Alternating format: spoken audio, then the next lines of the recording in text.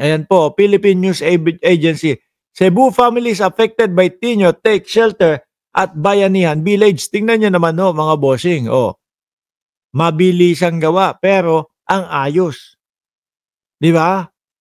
Hindi mo iisipin na, naku, kapag lumakas ulat ang ulan, malamang kung saan na kami pulutin. Hindi mo iisipin ganun eh. Kasi maayos yung pagkakagawa. Hindi tinipid at sinigurado na magkaroon man ulit ng kalamidad, maaasahan mo yung bahay na yan. 'Di ba, Chris Angel? No spamming please, sabi. Manila, sabi dito, over 100 families affected by Typhoon Tino have taken temporary shelter at the Bayanihan Village in San Remigio, Cebu. In a news release on Wednesday, Department of Human Settlement and DSUD, Secretary Jose Ramon Aliling said the modular housing unit in Barangay Poblacion served as evacuation shelter during preemptive evacuation ordered by the local government. Ganyan mga kababayan. Mabilisan, pero sigurado na matitirhan, maayos, na mapapakinabangan. Di ba, Sir Edong? Sila nga wala No, tapos ang dahilan daw ho ng Vice Presidente kaya hindi tumuloy doon sa Davao, doon sa Cebu, kasi magkakapareho daw sila ng oras ng pagpunta at petsa ng pagpunta ni Presidente Bongbong Marcos. Ano naman? Hindi naman pag-aaway ang pinunta nyo doon. Ang pinunta nyo doon yung mga kapwa natin Pilipino na nasa lantapo ng bagyo, di ba? Patunay na kapakipakinabang ang mga MHUs natin sa mga bayanihan village sa panahon ng kalamidad. Nagamit ito ng ating kababayang Cebuano noong lumindol. Ngayon naman dahil sa bagyo. Mga kababayan, mga boss chief mo, sir. Nakita nyo naman po ang sipag ng ating Pangulo. Biruin mo, sabay-sabay paglaban sa malawakang korupsyon sa Pilipinas. No? Tapos eto pa, binabayo pa po ng bagyo yung ating bansa. Pero ano po, tuloy-tuloy lang. Walang hihinto. No? Tuloy-tuloy lang para po sa pag-angat. Halos tingin ko nga dyan, Ma'am Chris Rose, hindi na natutulog yan ang Pangulo. Di ba? Halos tingin ko nga dyan siguro 23 oras nagising ang Pangulo. 1 oras ang tulog. Tapos pag yung isang oras na, gising na, trabaho ulit. Sabi ni Sir Chris Angel, 5 hours lang ang tulog ni PBBM. Parang ako din pala yan, Kasi ako hindi ko alam, siguro may katandaan na din tayo, 41. Napapansin ko sa sarili ko, tutulog ako alas 11. Pag natulog ako ng alas 11 ng gabi, magigising ako bandang alas 4.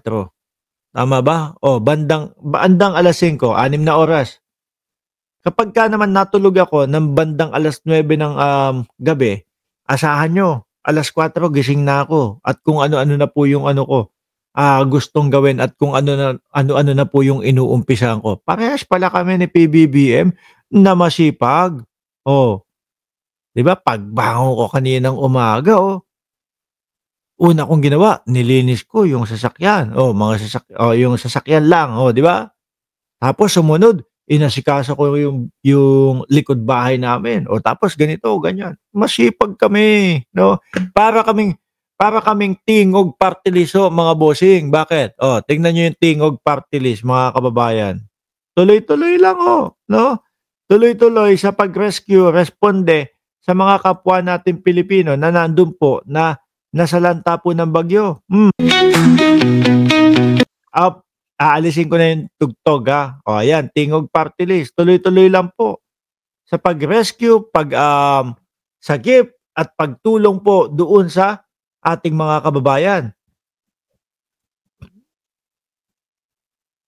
Ayan, inalis ko lang yung music para hindi ma-copyright. Kung babalikan natin ang Vice Presidente, hanggang ngayon po parang walang pakialam 'Di ba? Hanggang ngayon po parang hindi pa din natin naririnig ang Vice Presidente kung ano na yung masasabi niya, patungkol dito sa kalamidad na nangyayari ho, eh. Biruin mo yung ngayon, pagkalaki-laki niyan. Sabi nga nung iba, halos, malaki pa sa Pilipinas, Pero hanggang ngayon wala pa din tayong naririnig sa Vice Presidente. 'Di ba, Kumaring Pam, magandang, umaga po o gabi diyan sa kinaroroonan ninyo. Sabi ni Winnie, Arto Ceresa Post, hello, 'Di ba? Tuloy ko 'to, game. Ha? Hmm. Ayan Tingog Party List, tuloy-tuloy po ang kanilang, pagtulong doon sa mga kababayan natin na nasalanta po ng pagbaha at pagbagyo.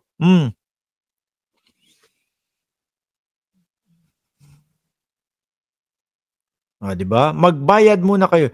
Sabi ni Rodolfo Nacario Merida, magbayad muna kayo ng buwis INC. Alam niyo ho, mamaya pag-usapan natin 'yan. Pero napapansin ko ho, madami na ang sumisigaw na na gusto nila buwisan na daw po yung mga yung mga relihiyon kagaya nung INC ho, mga bossing. Mamaya natin pag-usapan 'yan. Dumito muna tayo, Tingog Party List at si Pangulong Bongbong Marcos, wala pong keme-keme, wala pong arte-arte, wala pong, kasi nandun si Sara Duterte, sige hindi muna ako tutulong, wala pong gano'n, 'no? Basta ang ipupunta natin do'n, basta ang gagawin natin do'n, sagipin yung mga kababayan natin na nasalanta ng bagyo, baha. Wala tayong pakialam kung may kalaban tayong mga politiko do'n. Ang importante, ayan, tuloy-tuloy ang pagtulong natin sa kanila. Walang pamilyang walang bubong, walang pamilyang magugutom, 'no? Oh. Walang pamilyang maaargabyado kaya ganyan po mga kababayan. Sabi ko nga sa inyo, walang kung kay Pangulong Bongbong Marcos, mga bossing, at sa gobyerno ng Pilipinas, walang magugutom, walang Pilipinong walang bubong, walang maaargabyado. Sa Vice Presidente naman po, ano daw? Ang sabi nung iba, walang Vice Presidente. Sabi ni Mia Soberano, live po ba? Minsan live, minsan hindi, 'no? Pero ngayon na-shoutout kita dito sa replay ko. Okay na? Sabi ni Annalyn Ando, masaya pa rin ang iba, Boss Mark, kasi kahit daw wala si BP, nauna na ang ayuda. Ngayon mga bossing, ayan, napasaya natin si Kumaring Pam, nagpadala tuloy ng super sticker. Maraming maraming salamat po, madam. Ngayon mga kababayan, 'no? Kanino ba tayo? Sino gusto niyong una? Sino gusto niyong una, Marcoleta ba o Bato de la Rosa?